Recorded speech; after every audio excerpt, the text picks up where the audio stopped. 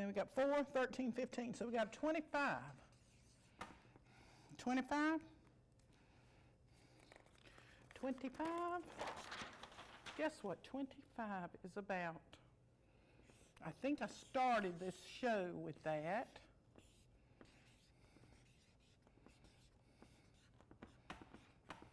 Release. Release the past. It has released you. 9, 5, 3, 5, 1, 1, 5. 16, you know that's the tower, because you're going to be shaken if you don't release. You're going to release it one way or the other. So make up your mind. And what else, Missy? What do you think? Making 29. And what does 29 tell you to do?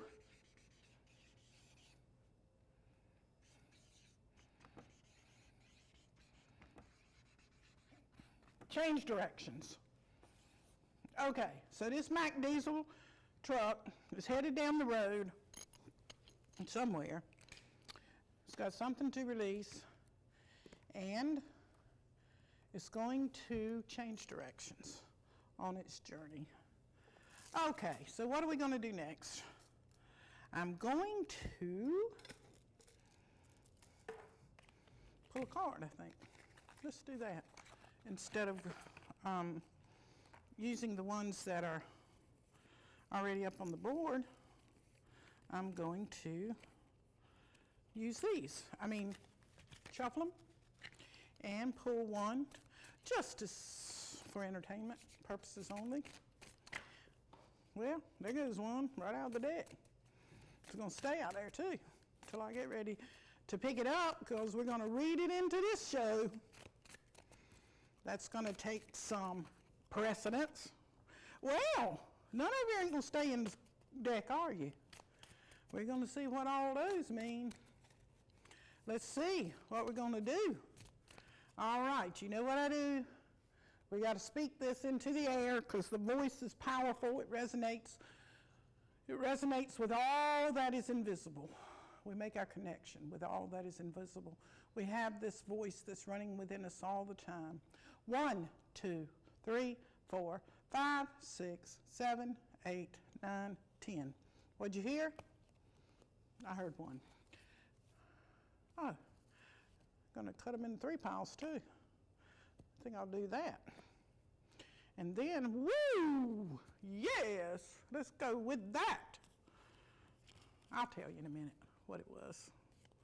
All right. I think his name is Mac. All right, we got the magician going on here.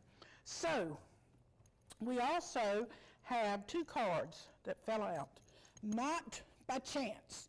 Nothing happens by chance. Everything. Oh, I didn't even write down. You remember I told you the dice? They were a 10. You know, change directions. 10, Wheel of Fortune. Okay, so we'll keep that in mind. 10. We threw the dice. It's a 10, so we're going to see how that plays into this scenario for this hour. All right, have I still got sound? Okay. We'll come back to him in just a minute. You know,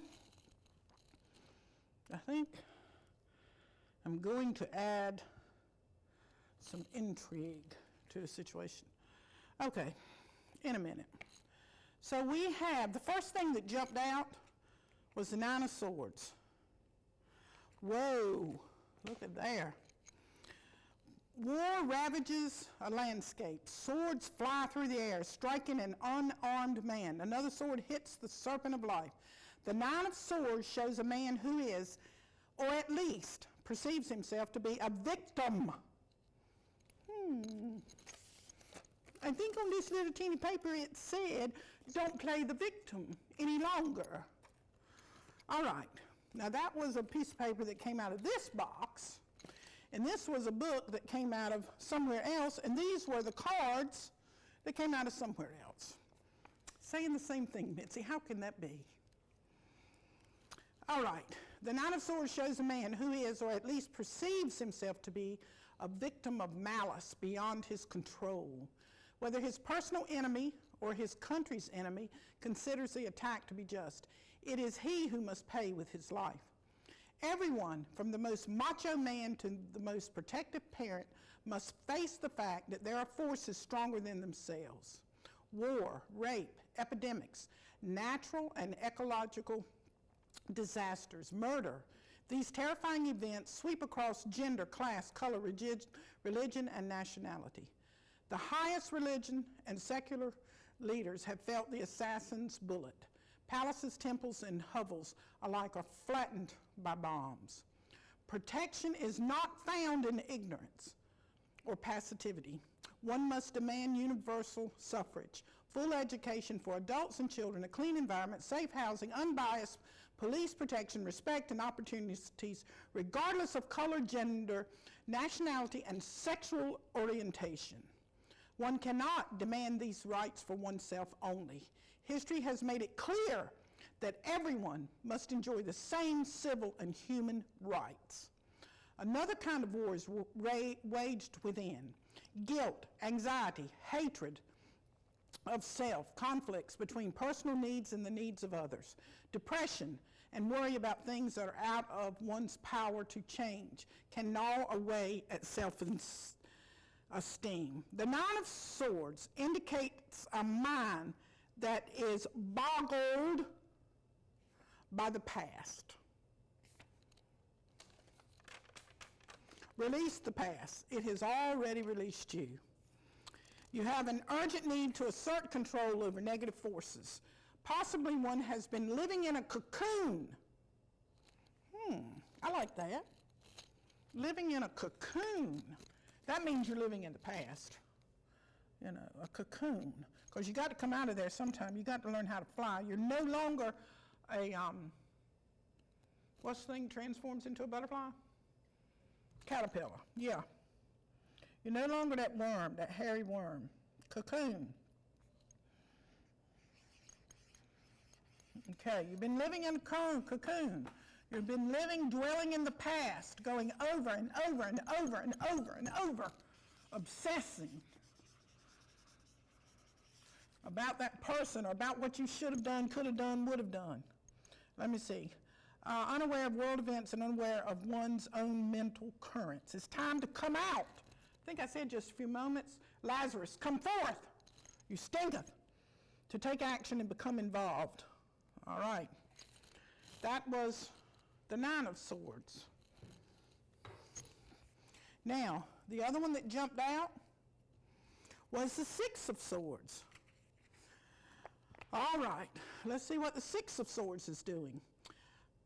I think I talked about, that thing keeps coming out, Mitzi. Have I lost central control? Have I lost communication? Okay, where am I at? No, I'm trying to find that six. I know I emphasized that six about Jesus. Where's it at? Transform and innocence. I wanted to make that because I love that. Mac, move on.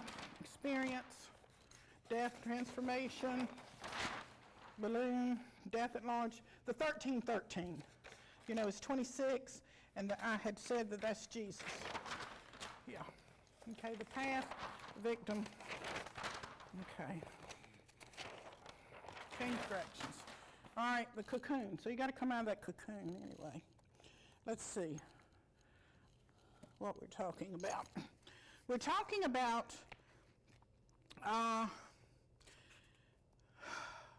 well, these are different cards. I love it. I got one book, and these are different cards, because on the other book, it's talking about a dancer. But anyway, let's read what this book says. A dancer poses on one foot. Behind him is a wand, near which is a pyramid. The highest discipline shows in the lines of the dancer's body. The swords pointing toward his foot admonish him to maintain perfect form. Martial arts such as Tai Chi and Taekwondo use the body to enhance mental acuity and the mind to enhance physical prowess and grace. Hatha yoga is a series of exercises that yoke together the body and the mind. The positions of the ballet are intended to create an aesthetic effect on the beholder. These arts are not creative. The forms are dictated by tradition and passed on by a living teacher, master, or guru. Their fruit are reaped only through dedication and regular practice. The Six of Swords indicates that the rewards of discipline and hard work are beginning to manifest. Wow. The breakthrough may be in the healing arts. So you may be coming out of an illness or in any field that emphasizes the connection of body and mind.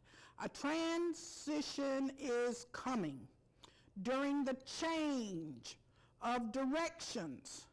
Help will come from a person whose self-discipline gives him or her a rather cold demeanor. It's coming from a person that whose self-discipline gives him or her a rather cold demeanor. So you may not even want to take the message, and how the next person you talk to has an important symbol of interrelated interests. Pursue it. All right, and then the other thing. I have another book up here too that I really, well, there's that one. But I'll stick with this one. There's another book up here on the tarot. This is The Magician. Let's see if we can find out what this book's going to say about the magician. All right. The magician manipulates the elements to invert, to create, to cast a spell, and so he rules innovation and pioneering work, research and development. So he is a scientist. You've heard me say on other shows that I consider myself a spiritual scientist. Spiritual scientist. Okay, let's see. Research and development, experimental art, and radical sociology. His work has the potential to fulfill the needs of humans, though he is neutral to the moral implications of its uses. So that means he doesn't care. He doesn't have a personal vested interest. Okay? Do you have a personal vested interest in the past that you refuse to let go of? Let me see. Thus, dynamite can be used to excavate building sites, or it can be used in bombs. The roses denote passionate dedication. The lilies represent pure, single-minded devotion. I think on another show we had roses. Okay? Roses represent dedication. All right? See these roses down here? Well, I can't pull them up, but they're beautiful anyway. Lilies, they represent devotion. All right. The magician manipulates people as well as the elements. Charismatic, attractive, and persuasive. He knows how to play all the chords, charming us mentally, spiritually, emotionally, and physically. The magician is the priest. I know some of you were thinking something else, but he is the priest and the leader and the charlatan and the pretender. The audience that forgets the illusionary quality of the show is duped. Woo! All is illusion. Okay? So those ideas that you are trying to maintain about the past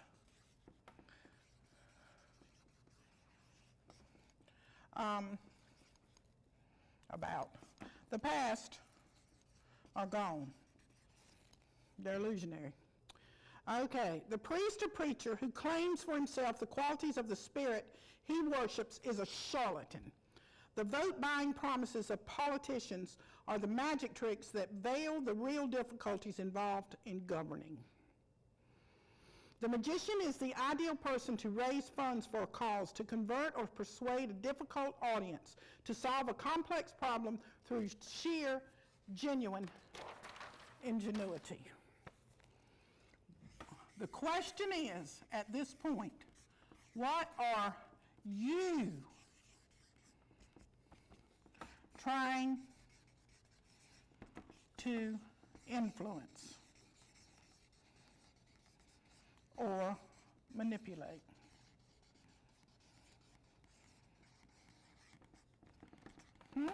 Whose attention are you vying for?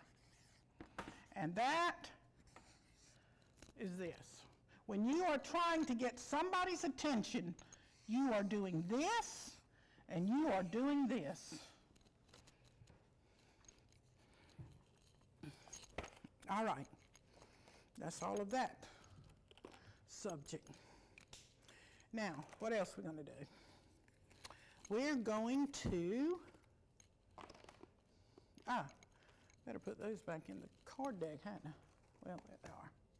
All right, I guess I'm going to pull this paper out of here. See, just get me a piece of paper. Okay, here's one. See, all those papers? A whole bunch of them. Let's see. This is great. I got to write this whole sentence down. No one wants or needs your help. Period. Drive on. Does that not go back to the Mack diesel truck?